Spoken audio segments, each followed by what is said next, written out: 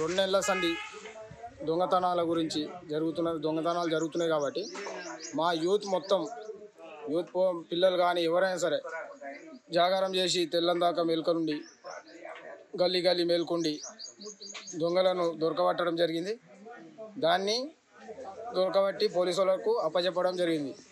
అదేవిధంగా ఇప్పుడు దొంగలు వస్తుండగా మధ్యలో దొరకబట్టి మేము కట్టేసి పోలీసు వాళ్ళకు అప్పచెప్పేసినాం.